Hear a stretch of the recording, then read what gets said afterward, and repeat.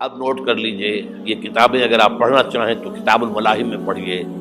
بدترین عذاب عربوں پر آیا کھڑا ہے، سروں پر تنا ہوا، بدترین ایسی جنگ ہونی ہے الملحمۃ العظمیٰ، جس کو کہ میں بھی آپ کے گواہی پیش کر دوں گا، جسے کہا گیا ہے لاسٹ کروسیڈ۔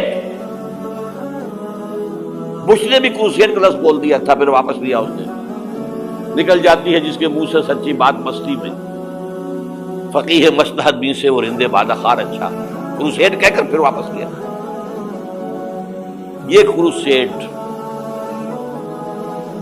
اس کے اوپر جس قدر نقصان ہونا ہے عربوں کا، گریٹر اسرائیل بنے گا، یہ عراق، شام، اردن، سعودی عرب کا کچھ شمالی علاقہ، ترکی کا جنوبی علاقہ، مصر کا صحرائے سینا، اور اس کے ساتھ ہی جو بہترین اس کا زرخیز ترین علاقہ ڈیلٹا آف نائل، یہ سب یہودیوں کے قبضے میں جائے گا۔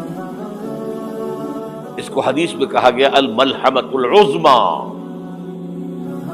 عیسائی 80 علم لے کر ہے مسلمانوں تم پر حملہ آور ہوں گے، اور ہر علم کے نیچے 12,000 فوج، 9.5 لاکھ فوج۔ یہ نیٹو کی تیاری کس کے لیے ہو رہی ہے؟ جب یو ایس ایس آر کا خاتمہ ہوا تو پوچھا گیا تھا نیٹو چیف سے، اب کس لیے؟ تمہارا وہ دشمن تو ختم ہو گیا، اب ہمیں اسلامک فنڈامنٹلزم سے نمٹنا ہے۔ وہ جانتے ہیں خطرہ یہی ہے، اب اسلام ابھر سکتا ہے، مسلمانوں کے سینوں کے اندر وہ آگ ہے، اوپر خاکستر آ گیا ہے، تمہیں اٹھانا بیٹھنا، یہ اندر تو انگارہ ہے، اوپر سے راکھ ہے، اس سے دھوکہ نہ کھا جانا ان کے دلوں کے اندر۔ اور بش نے کہا تھا مسلمان چاہتے ہیں کہ ہسپانیہ سے لے کر انڈونیشیا تک نظام خلافت قائم کریں، اور میں حیران ہوا تھا کہ اس کمبخت کو ہسپانیہ کا خیال کیسے آ گیا؟ ہمیں تو کبھی آتا ہی نہیں، اب ہم تو بھول گئے، وہ تو 500 برس پرانی بات ہے جبکہ وہاں سے ہمیں نکال دیا گیا تھا۔ اگرچہ اقبال نے کہا تھا ہے ارض فلسطین پہ یہودی کا اگر حق، ہسپانیہ پر حق نہیں کیوں اہل عرب کا؟ ہسپانیہ میں تو 800 سال حکومت کی مسلمانوں نے، اور ابھی 500 برس سے گزرے ہیں۔ یہودی تو ارض مقدس سے 2000 سال نکالے گئے،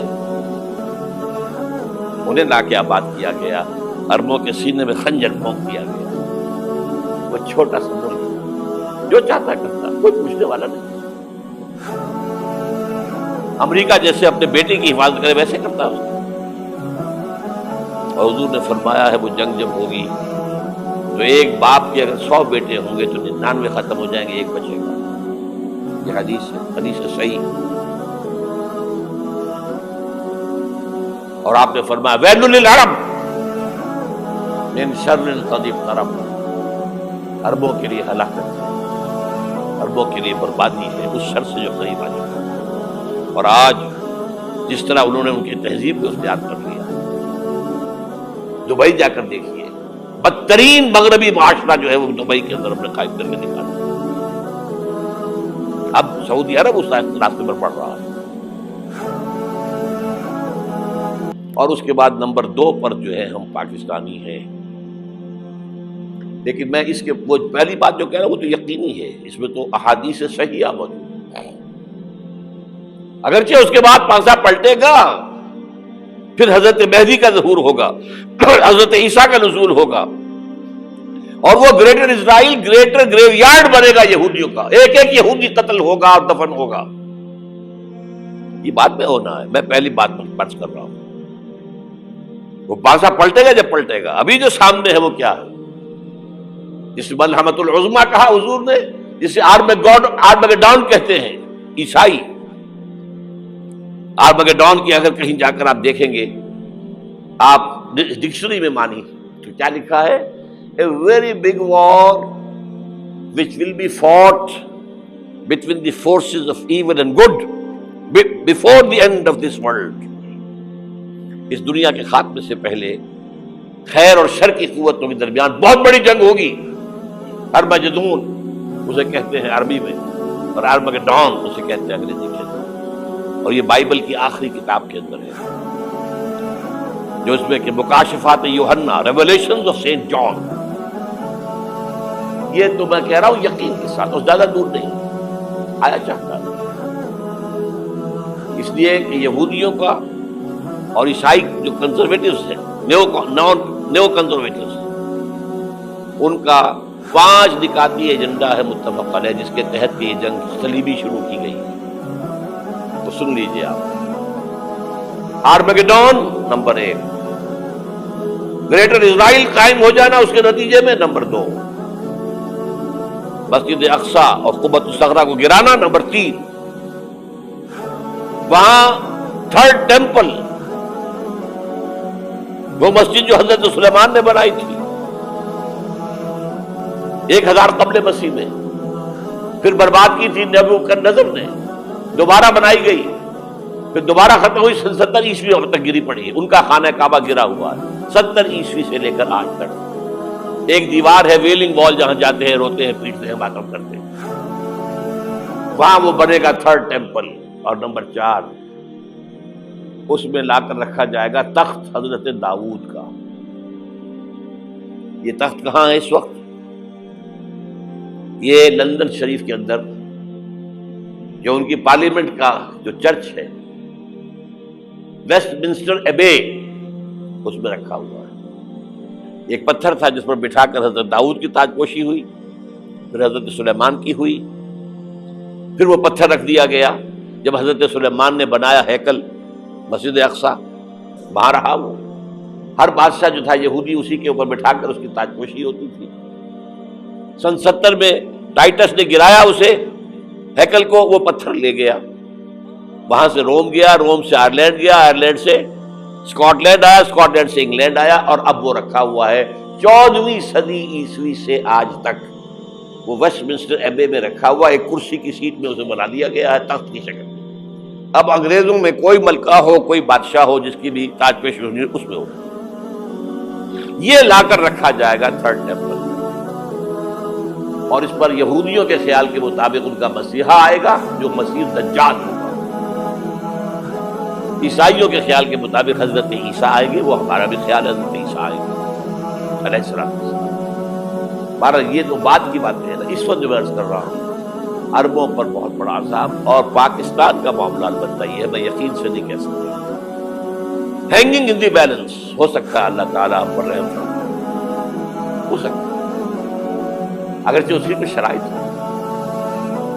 چمن کے مالک اگر بنا لے موافق اپنا شعار، اب بھی چمن میں آ سکتی ہے پلٹ کر چمن سے روٹھی بہار، اب ہو سکتا ہے. اور یہ بھی ہو سکتا ہے کہ اللہ تعالیٰ نے معجزانہ طور پر ہمیں ملک دیا، ہم نے اللہ سے بدعہدی کی، وعدہ خلافی کی، غداری کی، لہذا سزا دی جائے اور ہم سے یہ ملک چھین لیا جائے. It's just possible. دور نہ سمجھے، اس انہونی بات نہ سمجھے. جو گھیراؤ ہو رہا ہے آپ کا، آپ کے مغرب میں نیٹو فورسز اور مشرق میں بھارتی فورسز گدھوں کی طرح بیٹھے ہوئے انتظار کر رہے ہیں پاکستان اور ڈسٹیبلائز ہو جائے، یہاں اور بدامنی ہو جائے. اب لاہور میں پھر آج دھماکے ہو گئے ہیں. 2 دن پہلے کا دھماکہ میں سہ کے آیا ہوا ہوں، آپ کے سامنے بیٹھا ہوں. وہ جانیں بچی ہیں جو ہماری اکیڈمی کا حشر ہوا، تو میں آپ کو نہیں بتا سکتا. یہ سارا کیوں ہو رہا ہے؟ تاکہ یہاں بدامنی ہو جائے اور ہمیں جواز مل جائے. مغرب سے نیٹو فورسز داخل ہو جائیں، مشرق سے بھارتی فورسز آ جائیں اور ہمارے ایٹمی دانت توڑ کر اور پھر ہمیں بھارت کے سامنے ڈال دیا جائے. نو ڈو ایز یو لائک. یہ ان کا نقشہ ہے. ہوگا کیا وہ اللہ جانتا ہے، ہوگا وہ جو اللہ چاہے. لیکن اللہ کا چاہنا جو ہے وہ کس پر منحصر ہے؟ یہاں انقلاب برپا کرو، یہاں اسلام لاؤ. اگر دھندوں میں لگے رہو گے تو وہ خود بخود نہیں آ جائے گا انقلاب. صحابہ نے جانیں دی تھی، کتنی تکلیفیں اٹھائی تھی. 12 برس تک مکی دور کے اندر با نشہ درویشی در ساز و دمادم زن، جو پختہ شبی خدرا بر سلطنت جم سن. یوم طائف یاد ہے جو حضرت عائشہ فرماتی ہے کہ میں نے پوچھا تھا حضور سے کہ یوم احد سے زیادہ سختی بھی آپ پر کبھی آئی؟ یوم احد پر کیا ہوا تھا؟ تلوار کا وار پڑا تھا آپ کو چہرہ مبارک، یہ جو رخسار کی ہڈی ہے اس کے اندر وار گیا ہے، اوپر خود کی 2 کڑیاں تھیں وہ اس میں گھس گئیں، 2 دندان مبارک شہید ہوئے۔ وہ خود کی کڑیاں ایک صحابی نے اپنے دانتوں سے پکڑ کر کھینچنے کی کوشش کی، دانت نکل گئے، وہ نہیں نکلے، کیا جتن کر کے نکالی گئی ہوگی تو خون کا فوارہ آیا، اتنا خون گیا ہے کہ آپ بے ہوش ہو گئے، گر گئے، اور مشہور یہ ہو گیا کہ آپ کا انتقال ہو گیا، شہادت ہو گئی۔ یہ سیرت کبھی پڑھی ہے؟ حضرت عائشہ کے ہوش کا تو یہی دور تھا نا، یوم طائف میں جو آپ کیا تھی، بچی تھی، انہیں کیا پتا کیا ہو رہا ہے حضور کے ساتھ۔ 3 دن تک حضور مکے کی گلیاں اور وہاں کے اوباش لوگ پتھراؤ کر گئے تھے اس امید میں کہ شاید وہاں کا کوئی سردار ایمان لے آئے، تو یہاں تو ابو طالب بھی فوت ہو گئے، یہی دنیاوی سہارا تھا، خاندانی سہارا تھا ابو طالب کے ذریعے، اور گھر میں ایک دلجوئی کرنے والی رفیقہ حیات تھی، وہ بھی، ان کا بھی انتقال ہو گیا۔ آپ نے کہا یہ عام الحزن ہے، اب تو سب کو طے ہو گیا قریش کو کہ اب جیسے قتل کر دو، اسی لیے آپ گئے طائف، شاید وہاں کا کوئی بڑا سردار مانے ایمان لے آئے مجھ پر، تو میں اپنا مرکز ادھر شفٹ کر دوں۔ تینوں سے ملے ہیں، تینوں نے وہ جواب دیے ہیں، نکل جاؤ یہاں سے، میں تمہارے ساتھ بات بھی کرنے کو تیار نہیں۔ اچھا، تمہارے سوا کوئی نہیں ملا تھا اللہ کو نبی بنا کر بھیجنے کے لیے؟ دیکھو جاؤ، میں بات نہیں کرنا چاہتا، ہو سکتا ہے میں بے عزتی کر بیٹھوں، اور واقعی تم اللہ کے نبی ہو تو میں مارا جاؤں گا، جاؤ جاؤ جاؤ۔ یہ سلوک محبت کے ساتھ ملا ہے۔ اور پھر چھوکروں کو، اسٹریٹ ارچنز جنہیں آپ کہتے ہیں، اشارہ کیا تھا، خبر لو ان کی، پتھراؤ ہو رہا ہے، ساتھ میں ہے نہیں، ایک آدمی سے زید ابن حارثہ، اب سامنے سے پتھر آ رہے ہیں تو حضرت زید آگے آ جاتے ہیں، ڈھال بنتے ہیں، مجھے لگے پتھر حضور کو رہے، آپ پیچھے سے آ رہے ہیں، چاروں طرف سے تو ڈھال نہیں بن سکتا، جسم لہو لہا، خون جا کر جوتیوں میں جم گیا ہے، جوتی اتر نہیں تھی۔ پھر وہاں سے باپ سے پہلے دعا مانگی ہے، اللہم الیک اشکو ضعف قوتی وقلت حیلتی وہوانی علی الناس، اے اللہ تیری جناب میں فریاد لے کر آیا ہوں اپنے قوت کی کمی کا، اپنے وسائل کی کمی، اور جو ذلت و خواری ہو رہی ہے لوگوں کے ساتھ، الا ملتقننی، مجھے کس کے حوالے کر دیا، الا بعیدی یتجہمنی، یہ میرے اوپر ہجوم کر کے آ جائے، حملہ کرے، اور عدو من لگتا امرے، یہ دشمن کے حوالے میرا معاملہ کیا، جو چاہے کر دے وہ۔ لیکن پھر عبدیت غالب آتی ہے، ان لم یکن علی غضبک فلا ابالی، اللہ اگر تو ناراض نہیں ہے تو مجھے کوئی پرواہ نہیں، سر تخدیر خم ہے جو مزاج یاد میں آئے، مجھے اندیشہ یہ ہے کہ تو ناراض تو نہیں ہوگی۔ یہ تکلیفیں جھیلی ہے، سینکڑوں صحابہ نے جانوں کا نذرانہ پیش کیا ہے، احزاب کی جنگ میں فاقوں پر فاقے ہو رہے تھے، اور ان فاقوں کی حالت میں خندق کھودنے کا حکم ملا ہے، لوگوں کی کمریں دوہری ہو رہی ہیں، پتھر باندھے ہیں اپنے پیٹوں سے، اپنی چادروں کے ساتھ کس کر کمر دوہری نہ ہو جائے،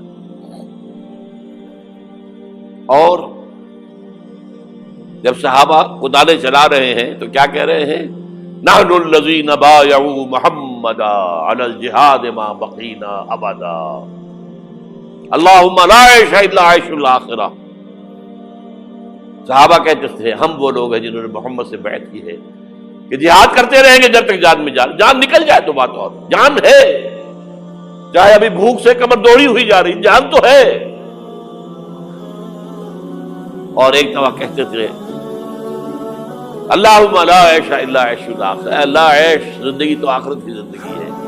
اور حضور فرماتے تھے، حضور کے بیٹھے ہوئے نہیں تھے گاؤں تک کیا لگا کر، پتھر اٹھا اٹھا کر خندق میں سے لے جا کے باہر پھینک رہے تھے۔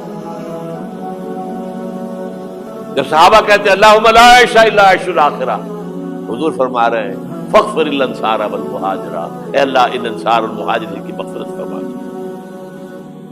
پھر حضور کی خدمت میں کچھ لوگ آئے، حضور اب یہ فاقہ ناقہ میں برداشت ہو گیا، دیکھیے ہم نے یہ پتھر باندھے ہوئے۔